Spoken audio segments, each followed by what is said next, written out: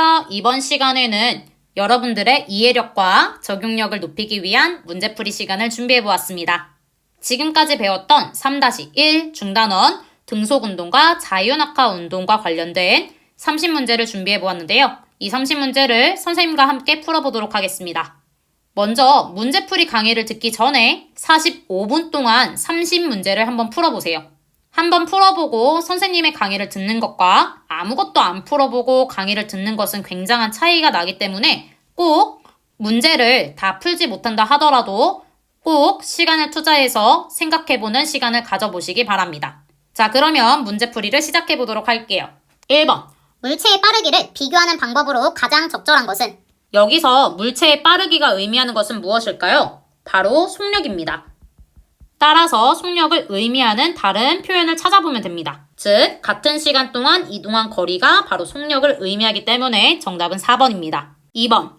한 자동차가 40km를 이동하는데 30분이 걸렸다. 이 자동차의 속력을 구하고 이 자동차와 같은 빠르기로 80km를 이동하는데 걸린 시간을 구하시오 라는 문제입니다. 첫 번째, 속력을 구해야 되고요. 두 번째, 걸린 시간을 구하셔야 됩니다. 먼저 속력을 구하면 속력은 이동거리를 시간으로 나누어 준 값입니다. 따라서 속력은 40km를 30분으로 나누어 줘야 되는데 이때 km per hour를 구하라기 때문에 30분은 0.5 시간으로 바꿀 수 있고 40km는 그대로 사용합니다. 계산하면 80km per hour가 나오게 되죠. 두 번째로 이 80km per hour의 속력으로 800km를 이동하는 데 걸린 시간을 구하라고 했는데요. 여기서 시간은 거리를 속력으로 나누어 준 값입니다. 따라서 800km를 80km per hour로 나누어 주게 되면은 10시간이 나오게 됩니다. 3번. 여러 가지 물체 중에 속력이 가장 빠른 것은? 속력을 비교하는 문제에서는요, 바로 단위를 통일시키는 것이 가장 중요합니다. 자, 1번 90km per hour로 날아가는 야구공. 90km per hour를 미터 per sec로 한번 통일해 볼 건데요. 90km는 90 곱하기 1000m로 바꿔주고 1시간은 60분 곱하기 60초로 바꿔주세요. 계산하면은 25m per sec가 나오게 됩니다. 2번 1초에 150cm를 굴러가는 공. 150cm는 곱하기 0.01m를 해줘서 계산하면은 1.5m per sec가 나오게 됩니다. 3. 1분에 600m를 달리는 자전거. 600m를 1분 즉 1 곱하기 60초로 바꿔주면은 계산해서 10m per sec가 나오게 됩니다. 4번 30분에 36km를 달리는 자동차는 36 곱하기 1000m를 30 곱하기 60초로 해줘서 계산하면 20m per sec가 나오게 됩니다. 50m의 거리를 10초로 달리는 버스. 50m를 10초로 나눠주게 되면은 5m per sec가 나오게 됩니다. 여기서 속력이 가장 빠른 것은 1번 야구공입니다. 4번 다음은 운동하고 있는 물체 A부터 D를 나타낸 것이다. 속력이 빠른 것부터 순서대로 옳게 배열한 것은? 4번 문제도 마찬가지로 속력을 비교하는 문제예요. 여기서는 단위를 미터 per sec로 통일하는 것이 중요합니다. 자, A부터 보도록 하겠습니다. 2시간 동안 144km를 달리는 자동차. A의 속력을 구하면 A는 144km 곱하기 1000m죠. 그리고 2시간은 초로 바꾸면 60분 60초로 바꿔주게 됩니다. 계산하면은 20m per sec가 나오게 됩니다. B는 100m를 20초에 달리는 사람. B와 같은 경우에는 100m를 20초로 나눠주면 5m per sec가 나오게 됩니다. C를 보면 1분에 2400m를 달리는 치타. C를 계산하면은 2400m를 1 곱하기 60초로 바꿔주면 40m per sec가 나오게 됩니다. D. 시속 108km로 날아가는 야구공. 즉, 1시간에 108km로 날아간다는 얘기죠. 즉, D를 계산하면은 108km 곱하기 1000m를 1 곱하기 60분 곱하기 60초로 바꿔주면 계산하면 30m/s가 나오게 됩니다. 따라서 가장 빠른 순서대로 옳게 배열한 것은 5번 CDAB입니다. 5번 그림 가나는 1초 간격으로 직선상을 운동하는 두 수레의 운동을 기록한 연속 사진을 나타낸 것이다. 이에 대한 설명으로 옳은 것을 모두 고르면 이라고 되어 있습니다. 이런 문제 경우에는 아래 보기 5가지를 읽기보다는 먼저 그림을 분석하는 연습을 해보세요. 아래 보기를 먼저 읽다 보면은 보기의 함정에 빠지는 경우가 대부분입니다. 따라서 그림 먼저 분석하고 아래 보기를 읽어주세요. 자, 가와 나를 비교하는 문제이기 때문에 가와 나를 먼저 비교를 해볼게요. 첫 번째, 간격을 한번 보세요. 지금 모두 다 간격이 일정하죠? 이렇게 간격이 일정하다는 뜻은 바로 등속 운동을 뜻합니다. 두 번째, 간격의 너비를 비교해 보세요. 간격의 너비가 지금 나가 가보다 훨씬 크다는 것을 알 수 있어요. 즉, 나의 속력이 훨씬 크다는 것을 알 수 있죠. 자, 1번부터 보도록 할게요. 가는 나보다 속력이 빠르다. 틀렸죠? 가는 나보다 속력이 느리다 입니다. 2번 두 수레는 속력이 일정한 운동을 한다. 즉 등속 운동을 한다 라고 합니다. 맞죠? 3번 나의 작용한 힘은 가보다 크다. 가와 나는 등속 운동을 하고 있고요. 힘이 작용하는 경우는 자유낙하 운동에 해당합니다. 따라서 등속 운동에서는 힘이 0, 즉 힘이 작용하지 않습니다. 그렇기 때문에 3번은 모두 다 틀렸죠. 4번 나는 가보다 물체 사이의 시간 간격이 더 길다. 가와 나는 모두 1초 간격으로 시간 간격이 모두 동일합니다. 5번 같은 시간 동안 이동한 거리, 즉 속력을 의미하는 거죠. 나가 가보다 길다. 나가 가보다 속력이 빠르다 라고 읽을 수 있죠. 즉 5번도 맞습니다. 6번 그림은 1초에 60번 촬영하여 어떤 물체의 운동을 기록한 연속 사진을 나타낸 것이다. 표시된 구간에서 이 물체의 속력은 1초에 60번 촬영한다는 말 표현이 어색하실 텐데요. 여기서 의미하는 것은 한 번 촬영하는데 걸린 시간이 바로 60분의 1초라는 거예요. 즉, 한 칸에서 의미하는 시간은, 구간 시간은 바로 60분의 1초라는 것을 생각하시면 됩니다. 속력은 구간 거리를 구간 시간으로 나누어서 계산하면 되는데요. 자, 여기서 구간 거리는 바로 4cm에 해당하고요. 구간 시간은 한 칸, 두 칸, 세 칸, 네 칸, 다섯, 여섯 칸이죠. 즉, 6 곱하기 60분의 1초라고 생각하시면 됩니다. 4cm는 0.04m이기 때문에 0.1초로 나누어주면 0.4m/s로 속력이 계산이 됩니다. 즉, 2번입니다. 7번 15분 동안 18km를 달리는 자전거의 속력은 속력은 18km를 15분으로 나누어주는데 단위 변환하면은 18 곱하기 1000m 15 곱하기 60초 계산하면은 20m/s가 나오게 됩니다. 8번 그림은 직선상을 운동하는 여러 물체의 운동을 기록한 연속 사진을 나타낸 것이다. 이에 대한 설명으로 옳은 것은 여기서 연속 사진이라는 말이 제일 중요한데요. 왜 그러냐면 처음에 찍힌 점은 왼쪽이고 나중에 찍힌 점은 오른쪽이기 때문인데요. 처음에 찍힌 점과 나중에 찍힌 점의 위치를 명확하게 알고 계셔야 점의 간격 변화를 설명하기 좋습니다. 이 문제도 마찬가지로 그림을 먼저 분석하고 보기를 보도록 할게요. A와 B는 간격이 모두 일정합니다. 다만 B의 간격이 좀 더 넓네요. C는 간격이 감소하다가 증가하고 있습니다. D는 점점 간격이 감소하고 있죠. E는 간격이 증가하고 있습니다. 여기서 점들 사이의 간격이 의미하는 것은 바로 속력입니다. 1번 B의 속력이 A보다 빠르다. B가 A보다 간격이 넓기 때문에 A보다 속력이 빠릅니다. 2번 B는 속력이 일정합니다. C는 속력이 점점 감소하다가 증가합니다. D는 속력이 점점 감소합니다. E는 속력이 점점 증가하기 때문에 물체에 작용하는 힘의 크기는 0이 아닙니다. 따라서 답은 1번입니다. 9번 그림은 직선상을 굴러가는 장난감 자동차를 1초 간격으로 찍은 다중성광 사진입니다. 이 장난감 자동차의 운동을 나타낸 것으로 옳은 그래프를 모두 고르라고 하네요.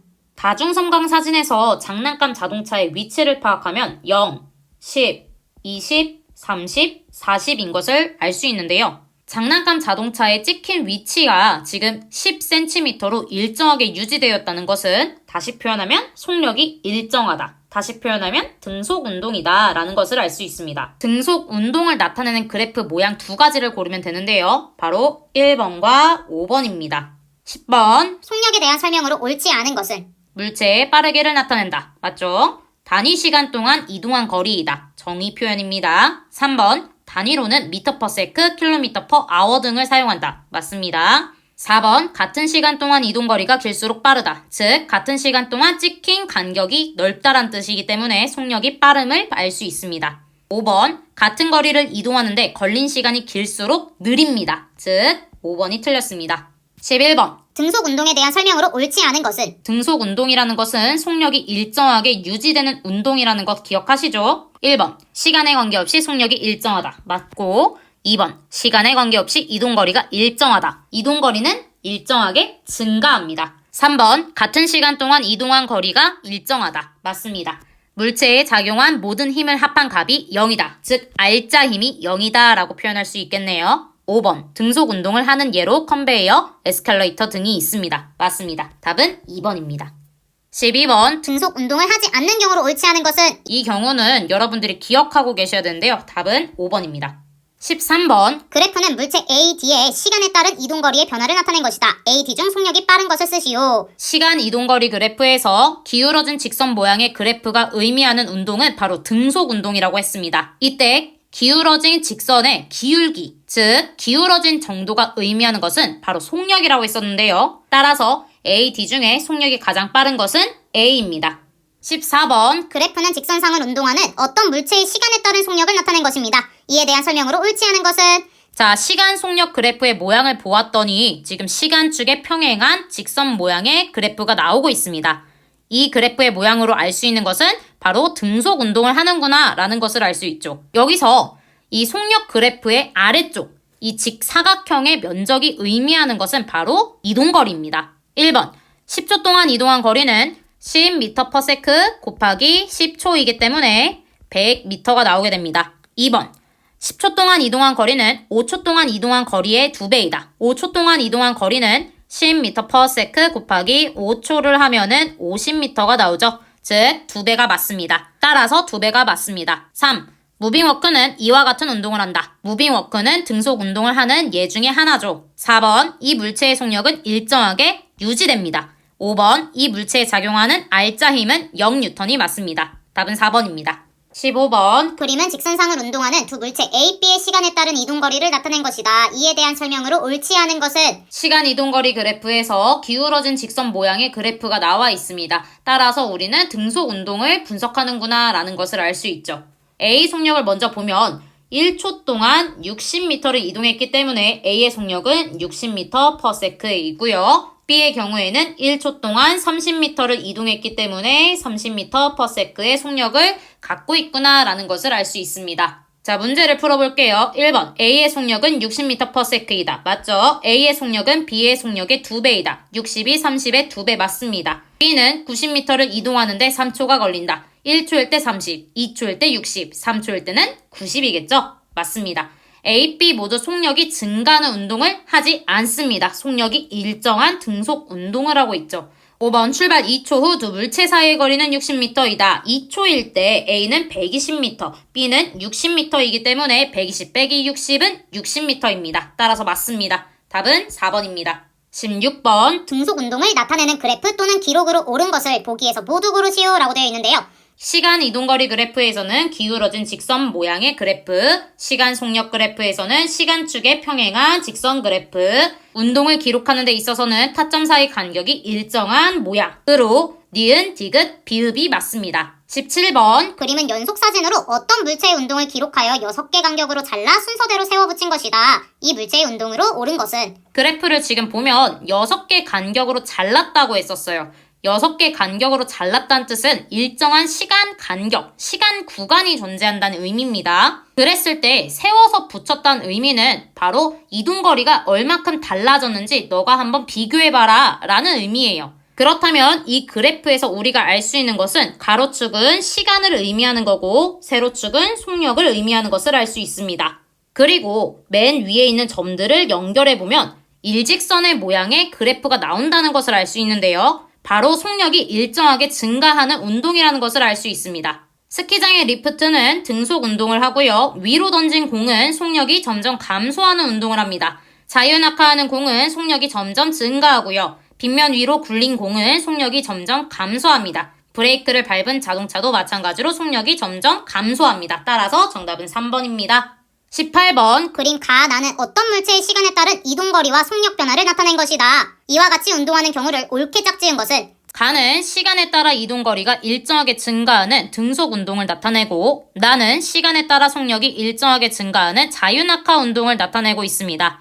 따라서 가는 에스컬레이터의 운동, 나는 낙하하는 공의 운동인 2번을 골라주시면 됩니다. 그림은 1초에 60번 촬영하여 자유낙하 운동을 기록한 연속사진을 나타낸 것이다 라고 되어 있어요. 그러면 이때 한 칸, 즉 구간 시간은 얼마일까요? 바로 60분의 1초입니다. 19번 이 운동을 나타낸 것으로 가장 적절한 그래프는 자유낙하 운동을 기록했기 때문에 시간에 따라 속력이 증가해야 됩니다. 따라서 1번 그래프가 답입니다. 20번 위 운동에 대한 설명으로 옳은 것은 속력이 점점 빨라지는 운동입니다. 물체가 찍히는 시간 간격이 일정합니다. 60분의 1초로 일정합니다. 힘은 물체의 운동 방향으로 작용합니다. 떨어지는 아랫방향으로 중력이 그대로 작용합니다. B가 A보다 나중에 찍힌 모습이다. 연속 사진에서는 나중에 찍힌 점이 바로 오른쪽에 존재하고 처음에 찍힌 점은 바로 왼쪽에 존재한다고 했었어요.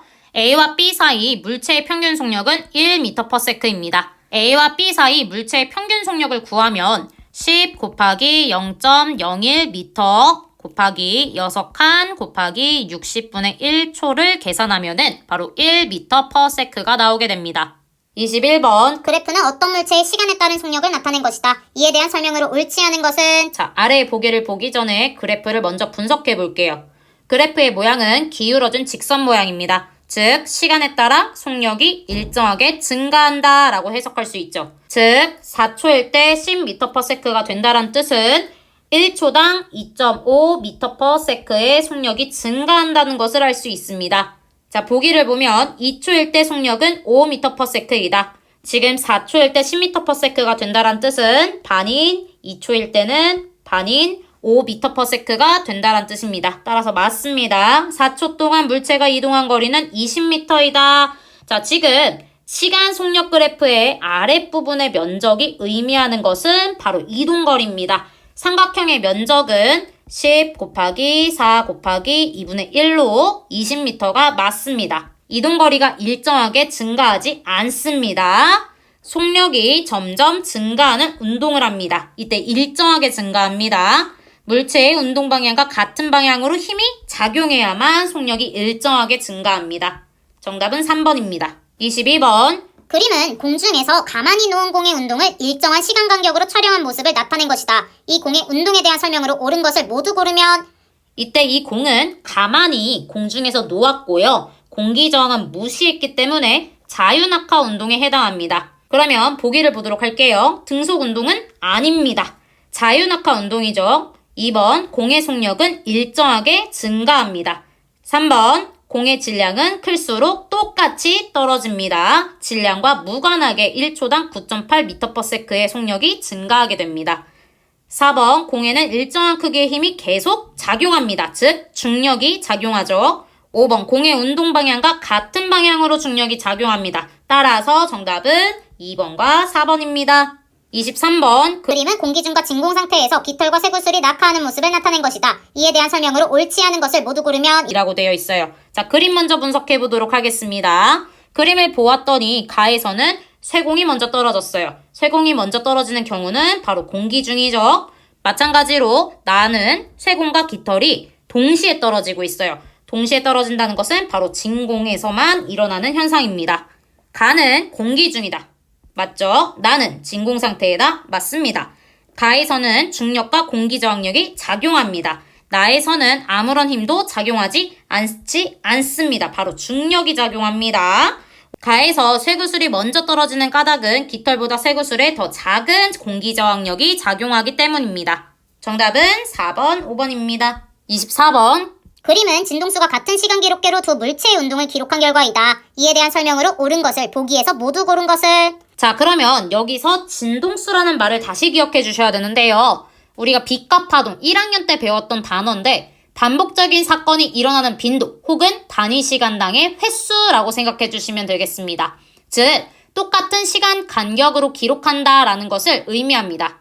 이때 가와 나를 비교했더니 간격이 일정하고요. 그 다음에 간격이 가가 나보다 더 큽니다. 즉, 우리가 여기서 알 수 있는 것은 바로 속력이 가가 나보다 더 빠르다라는 것을 알 수 있습니다. 보기 한번 보도록 할게요. 기억, 가는 나보다 속력이 빠릅니다. 맞죠? 두 물체는 등속 운동을 합니다. 간격이 일정하기 때문에 등속 운동을 하는 것을 알 수 있고요. 디귿, 가에 작용하는 힘의 크기는 0, 나에 작용하는 힘의 크기는 0. 그래서 가에 작용하는 힘의 크기는 나와 같다라고 보시면 되겠습니다. 정답은 3번입니다. 25번. 그래프는 직선상을 운동하는 두 자동차 A, B의 시간에 따른 위치를 나타낸 것이다. 이에 대한 설명으로 옳은 것을 모두 고르면 위치 시간 그래프에서 기울어진 직선 모양이 의미하는 것은 시간에 따라 위치가 일정하게 증가한다. 다시 표현하면 등속운동이다 라는 것을 알 수 있습니다.